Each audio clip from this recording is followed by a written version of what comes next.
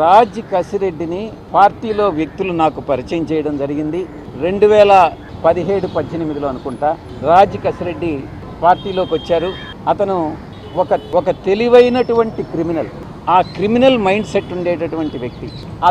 అంత criminal brain ఉంది అన్నటువంటిది తెలియక పార్టీలో పెద్దలందరూ కూడా పరిచయం చేసి నేను ఎంకరేజ్ చేసినటువంటి మాట వాస్తవం. నేను అబద్ధం చెప్పదలుచుకోలే. మొట్టమొదటిగా అతనికి ఎన్ఆర్ఐ విభాగం అప్పగించా. ఆ తరువాత సోషల్ మీడియా చూసుకోమని చెప్పా. ఆ తరువాత ఈ ప్రశాంత్ కిషోర్ గారు అక్కడి నుంచి వస్తూ ఉంటే ఆయన మనకు కన్సల్టెంట్గా ఉన్నప్పుడు ఆయనకు ప్రోటోకాల్ అంతా చూసుకోమని చెప్పడం జరిగింది. ఈ రకంగా పార్టీలో అతి ముఖ్యమైనటువంటి బాధ్యతలు అతనికి అప్పగించింది నేనే, ఎంకరేజ్ చేసింది నేనే. ఈ విషయంలో నేను తప్పు చేశాను అన్నటువంటి భావన ఈరోజు నాకు కలుగుతూ ఉంది. ఇంత దుర్మార్గపు వ్యక్తి ఏ రకంగా నన్ను మోసగించాడు అన్నటువంటి విషయం నాన్నే ఆశ్చర్యానికి గురి చేస్తుంది. ఎవరి నుంచి? వైసీపీ నుంచి.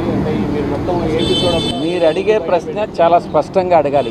మీకు ఒత్తిడి వచ్చిందా అని కాదు, నాకు ఎవరి దగ్గర నుంచి ఒత్తిడి వచ్చింది అని మీరు భావిస్తున్నారు? ఆయన ముందు జవాబు చెప్తున్నారు. అంటే జనరల్గా మీరు ఆ పార్టీ నుంచి బయటకు వచ్చి ఉన్నారు కదా, సో మీరు గతంలో 5 సంవత్సరాలు అక్కడ ఉన్నప్పుడు ఎపిసోడ్ గురించి మాట్లాడలేదు, బయటికి రాగానే ఎపిసోడ్ గురించి చర్చ వచ్చింది. మీరే రాజ్ కసిరెడ్డి కర్త కర్మ క్రియ అన్నారు కాబట్టి, సో ఈ రాజ్ కసిరెడ్డి వెనక కొంతమంది పెద్దలు ఉంటారు కాబట్టి ఏమన్నా ఒత్తిడి వచ్చిందని యాంగిస్తారు అంటే ఆ పార్టీ నుంచి ఏమన్నా?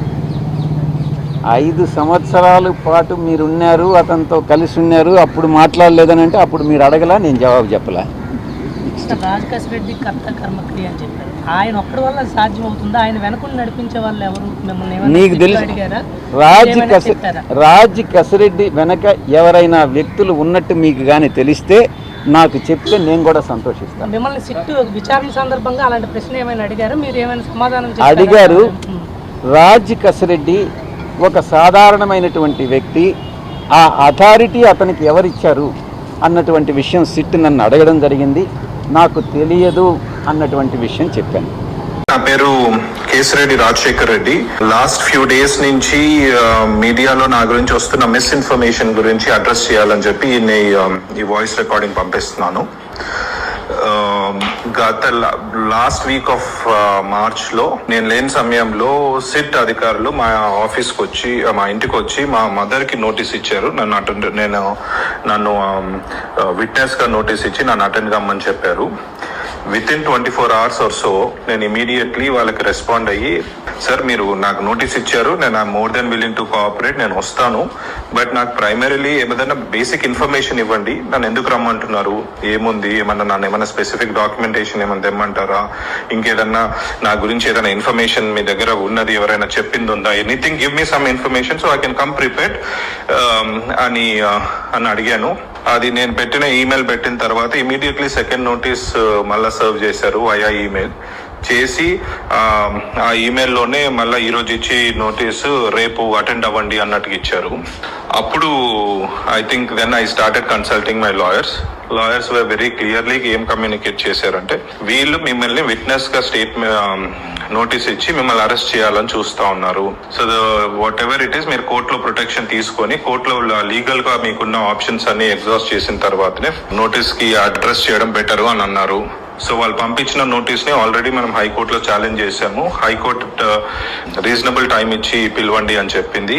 దాని మీద కూడా మళ్ళీ సుప్రీంకోర్టులో నడుస్తా ఉంది. అది కాకుండా యాంటిసిపేటరీ బెయిల్ పిటిషన్ కూడా పెట్టున్నాము, where we have clearly told that I will more than willing to cooperate with the investigation. So it's just that I'm waiting to clear the legal, get some legal clarity before I can come there and attend.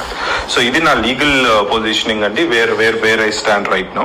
ఇంకా తర్వాత వస్తే విజయసాయి రెడ్డి అనే వ్యక్తి నిన్న మాట్లాడిన మాటలు దాని గురించి కౌంటర్ ఇవ్వాలి అనే ఉద్దేశం కూడా ఉండింది. But all I want to say right now, ఆ మనిషి ఒక బట్టెబాజ్ మనిషి. ఆయన గురించి ప్రస్తుతానికి I don't want to talk too much about it, because నా ఈ లీగల్ మ్యాటర్స్ అన్నిటికీ అయిన తర్వాత once I come I face the investigation, నేను మీడియా మొత్తం అందరినీ పిలుచుకొని ఈ బట్టెబాజ్ మనిషి గురించి మొత్తం ఆయన చరిత్ర అంతా తీసి అందరి ముందు పెడతాను. Absolutely have no qualms about it. అది జరుగుతుంది. అప్పటి వరకు దయచేసి మీడియా మిత్రులు నేను కోరేది ఒకటే, one side of the story విని మీరు కన్క్లూజన్స్ కి రాకండి. Please wait for my side of the story to come.